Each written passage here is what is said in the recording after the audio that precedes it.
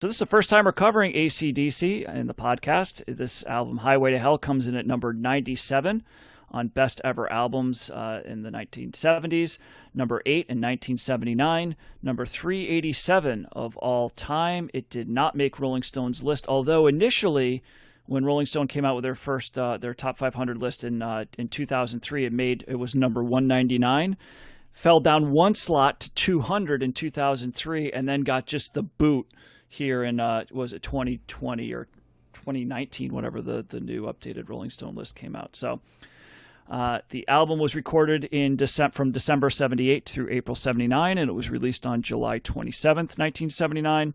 And so a little background of the band. I didn't know this, but Angus Young and Malcolm Young, the brothers that started AC/DC, I always thought they were Australian. And while the band did form in Australia, the brothers Young are from which country, guys? Scotland. Yeah, I didn't know that. All right, good for you. You're more on AC/DC than I am. So they start the band in 1973 with bassist Larry Van Crete, vocalist Dave Evans, and drummer Colin Burgess. Spoiler alert, none of those three guys ever really lasted terribly long in AC/DC. I'm a much bigger fan of Mr. Van Crete than his cousin, Mr. Concrete. Wow. Yeah. Thanks, John. I appreciate I'm cutting that out. John's doing dad jokes, and he's not even a dad. And also I didn't know. I learned a lot of things about AC/DC. Australia? They start Australia. It's a country. The band started off kind of with a glam rock image in the early 70s. They kind of, and their sound was a little bit more glam rock. Guitarist Angus Young, was trying to figure out a gimmick to try to get them to stand out, and so he tried on a variety of different costumes on stage, including Spider-Man, Zorro, a gorilla, and some sort of parody of Superman, calling himself Super Ang. When he finally settled on his now famous the outfit of a schoolboy uniform, and this was the idea of his sister, because she remembered Young coming home from school and immediately going in his room to play his guitar, not changing his clothes, so he would practice playing in his schoolboy uniform. And she's like, "Why don't you just go with that?" So he did, and that's become one of the trademarks of AC/DC. It's hard to think of the band without thinking of him kind of doing that shuffle that he does on stage in his schoolboy uniform. The Young sister, Angus and Malcolm's sister, also had another important hand in the band, because she was the one that suggested the name AC/DC, which I have to say might be one of the best. That's a top name of a rock and roll band ever. I think their name is awesome, and she came up with the name or the suggestion of it after seeing it written on a sewing machine. And this is obviously an abbreviation standing for alternating current, direct current. And the brothers felt that this was a great name because it kind of highlights their energy and the power of the band. So they start developing, they're playing shows, they're developing a relatively strong following in Australia in 1974. They actually open up for Lou Reed, CTS Hall of Famer. And they hire a manager, Michael Browning, and they decide to ditch the glam image that they had early on. And this also meant losing the lead singer, who didn't really fit the hard rock sound and image that they were striving for. And in September 74, they fired Dave Evans as the lead singer, and they replaced him with Bon Scott, who was he was another Scottish-born gentleman that had emigrated to Australia. And in October 74, they record their first album, High Voltage. This is another thing. Highway to Hell is actually AC/DC's sixth album, which I was very surprised at. I don't know if you guys knew that, but they had 5 other albums, and the first one came out in 74. I knew they had a couple, but I don't know if I knew they had 5 ahead of it, but I knew they had at least 3. Yes. Yeah. Yep. Because Bon Scott was there for a while. Yes. So he was there at the beginning with High Voltage. So that's released in February 75. It was actually only released in Australia. And shortly after that, they solidified their lineup with Malcolm and Angus Young on guitar, Bon Scott on vocals, and then they get Mark Evans on bass and Phil Rudd on drums. And they released their second album, TNT, in December of 75. They have many television appearances. This in the mid-late 70s. They went on television in Australia very often, and this was another surprising thing. They kind of developed this following of largely a female audience that would come to their shows, which in one hand was great. On the other hand, they kind of started to fear that they might become like a teeny bopper type group, and they really didn't want that to happen. So they kind of decided to leave Australia and start touring, other countries, trying to ditch that image or trying to reestablish their image, I guess you could say. And in 76, they signed an international record deal with Atlantic Records, and they're kind of in London, and they go to England where punk rock was becoming the big thing. So they were occasionally lumped in with the punk rock movement with the press, although they did hate, at that time at least, they said that they hated punk music and they thought that it was a passing fad. So they continued playing. Their third album, Dirty Deeds Done Dirt Cheap, released in September of 76. They toured Europe extensively. They returned to Australia to record their fourth album, Let There Be Rock. They go back to the UK and tour with Black Sabbath and Rainbow. They did just a ton of touring in these years and really just started trying to develop their audience. They played in the United States in 1975. And they toured many cities, U.S. cities, with Ted Nugent, Aerosmith's Kiss, Styx, UFO, Cheap Trick, and Blue Oyster Cult. Fifth album, Powerage, was released on May 5th, 1978. And so this leads us up to this album, the sixth album, which was known for the change of producer, because the first 5 albums were produced by a guy named Harry Vanda and George Young, who was Malcolm and Angus's older brother. And apparently he was a fairly well-established musician and producer, songwriter. He had a successful musical career, being the founding member of a couple of bands, neither of which I had heard of before. One was called the Easy Beats, and the other one was called Flash in the Pan. Have you guys ever heard of those bands before? Or I have George not, Young? no. Yeah. So apparently, he's doing a lot of the production, and Atlantic Record feels that the band needs to start to work with a new producer to get a more radio-friendly sound, and they wanted them to make it big in the United States. The Young brothers were a little reluctant to kind of kick their older brother to the curb, but they finally, capitulated. And Atlantic first pairs them with Eddie Kramer, who had also produced Hendrix, Zeppelin, and Kiss. But he didn't get along with the band, and so the band's like, you got to get us somebody else. And that's when one Robert John Lang came in to the picture, also known as Mutt Lang. Yep. I don't know if we've talked about Mutt Lang yet on CTS. No, I think this is our first run. So I'm sure we're going to talk about him a lot later, but he was called Mutt, which I thought that there'd be a cool story behind that, but it's not. It's just his parents liked nicknames, and they just decided to call him Mutt from a young age, and the name stuck, and that's all I got on that. So they also get a new manager by a guy by the name of Peter Mensch, who had worked with Aerosmith and Ted Nugent. And the recording took place over several months, which was a new process for the band. They were used to recording over like a couple of weeks or so and then just be done with it. But Mutt Lang actually kind of was a little bit of a workhorse and had them play in the studio, to get precise, aspects of songs down. He was a perfectionist, very detail oriented. And at one point, he was directing Bon Scott on how to sing, and Scott kind of got a little frustrated with him. He's like, well, if you're so good, why don't you do it? And Mutt Lang just sat there in his seat, and he sang exactly the way he wanted him to sing, because Mutt Lang was a trained vocalist. And so they were pretty impressed with that. They're like, okay, this guy kind of knows what he's doing. So they had a little bit more respect for him after that. So the lyrics of this album reflect lust, sex, and partying. The main themes. You took all my notes. Yeah, well, that's Bon Scott, man. Well, he I guess his lyrics on his previous albums he felt were too serious, so this was a conscious effort to kind of just stop doing that and just be down with the partying. Too serious. Yeah. The guy who, I believe the Bon Scott era gave us both big balls and she's got balls. I believe they're both Bon Scott era ones. So are they? Oh, there you go. It's a little too highbrow. Is TNT too heavy of dynamite? Yeah. Dirty Deeds Done Dirt Cheap. Yeah. Yep. So that's about all. She's got the Jack, I believe, was another one. Yeah. Well, I will say one thing about Night Prowler. There was some controversy with that song that was generated in 1985 when a serial killer by the name of Richard Ramirez, I've never heard of him before. That's the Night Stalker guy, right? Yes, he's the Night LA? Stalker. Yeah. He was a I fan remember of, reading this story. Yeah. Yeah, he was a fan of AC/DC. He actually left an AC/DC hat at one of his crime scenes, and at his trial, he yelled out "Hail Satan," and he showed off a pentagram on his palm with like 666 written on it. So this did not get, and AC/DC became associated with him, so they did not get good press, regarding that. I mean, how can that they can't? Come on.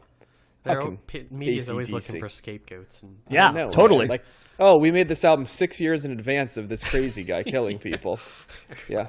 Yeah. Well, apparently Night Prowler was they said it's not about murdering people. It's about a boy sneaking into his girlfriend's bedroom at night, which made me go, is that a really good image either? Like, is that? I don't know. Anyway. It was a different time. It was a different time. You're right, Josh. So, was it consensual, though? Because, probably.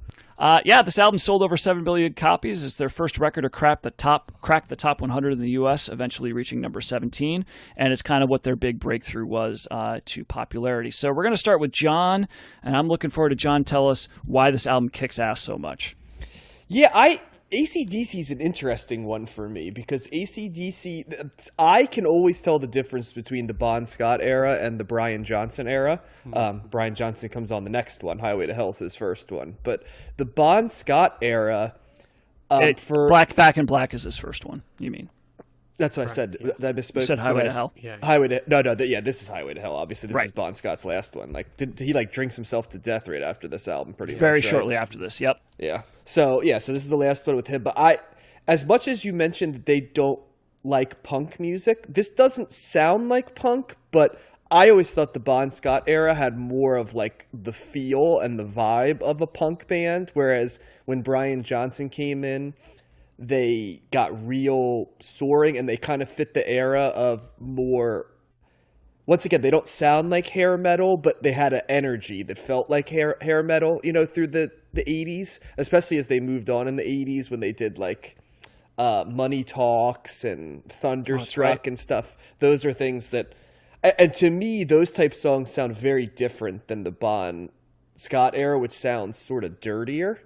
I guess would be the best way I'd describe it. And this album is just a hard rock album mixed with blues. Yep. But they do, and it's also very polished production, as you mentioned with Mutt Lange. So it's crystalline production mixed with just blues riffs all over the place.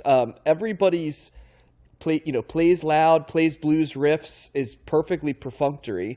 I mean, the knock on AC/DC is that every song kind of sounds the same, and there's some truth to that, but it's sort of like the Ramones, right, where if you like the song they're playing, then you like the album, right? And this album, for the most part, I liked. I will say that I thought some variations of their style worked better than others. Like, I like, obviously Highway to Hell is a classic, but like Shot Down in Flames worked really well for me. Touch Too Much works really well for me. If You Want Blood, You've Got It works well for me. But then there's other songs like Get It Hot sticks out the other way. It's also funny because as I was writing down my notes about what songs I liked the best and I didn't like, this rarely ever happens, but it's amazing how much it lines up with the Spotify plays. Like it literally, the list was pretty much exactly what the Spotify plays are, and that's why my only knock on AC/DC at times is they're a better, for me, they're a better greatest hits band than they are an album band because to some degree, every AC/DC album is about looking for what two hits are on the AC/DC album, and that's not a knock, but that's where I think they're similar to the Ramones, right? You're like, okay, which two Ramones songs that I know are on this album? It feels that way with AC/DC too. Like, which 2 or 3 AC/DC songs that are on the greatest hits are from this? And you can almost pluck 2 from every album, right? Because I remember telling a friend one time that AC/DC has a very high floor, right? But a lower ceiling for me. Okay. Does that make sense? Yep, it's kind of like you don't really get bad albums, but I don't know if you truly get great albums either. And I would put this one in the thumbs up, but more in the slight thumbs up for me, in the sense that it was satisfying and inoffensive, but much like a lot of AC/DC's catalog, it just doesn't rise to the next level, like something like obviously Van Halen 1 that we've covered does, or the great Black Sabbath albums, or Zeppelin, or even bands that we're not going to cover for a while, like Iron Maiden and Judas Priest do. I mean, this is kind of a contemporary close to of something like British Steel by Judas Priest, and Highway to Hell is probably, apples to apples on that, right? It's kind of like it's the hit that go to it, but I'm not sure if I think this one stands out more than things like that one does, right? Like British Steel does, or and certainly not like Van Halen 1. So I like this album, but it doesn't rise into the level where I think it maybe should have been in the top 100 of the 70s, especially with in this late 70s the quality and diversity of the albums we're listening to. I think it stands out for the fact that it wasn't breaking new ground. Right. Yeah. So I'll revisit a little bit, but I mean, very quickly and not steal stuff from you guys, but yeah, Angus, I like Angus Young's solos on this. I actually like his solos on this album better than I like his solos on most albums, and I think he's a very good guitar player, but they stood out more on this. And I will say that I do think Bon Scott is the better frontman between him and Brian Johnson, so I do like the Bon Scott lyrical era better. So there we go. There's my initial thoughts. Yeah, this band is so... I mean, this album was such an easy listen, but it's so kind of perfunctory in a way. It's like cotton candy. It's fun to listen to, but then I kind of immediately forget about it or don't remember any of kind of the songs that aren't the biggest hits, like Highway to Hell. I mean, Highway to Hell is an all-time anthem. They're kind of built on this like riff mentality and making these stadium type of anthem songs that you can sing to or that you have on while you're working on your car or something. It's like they are like you said, John, they're good, but they're never great. I guess some of their greatest hits do rise to that great level, but I think they're kind of interchangeable in terms of that. It also reminded me of kind of like, even though I guess they're kind of around the same time as Kiss, they remind me of Kiss and like the Rolling Stones and like a blend of that, and then you like turn up the energy a bit more and focus on like one singer versus multiple singers. So I see some similarities there. I'm not saying they're necessarily all the same. I think they're pulling from Kiss those is things. a good comparative point for them, I think. In many ways. Yep. But I mean, they're fun to listen to and they're fun to air guitar to, and it starts off great with Highway to Hell. I thought Girls Got Rhythm was great, and I liked Walk All Over You too, because of the call and kind of the band members calling back, like the call and response that they sing when Bon Scott sings Walk All Over You, and then they repeat it.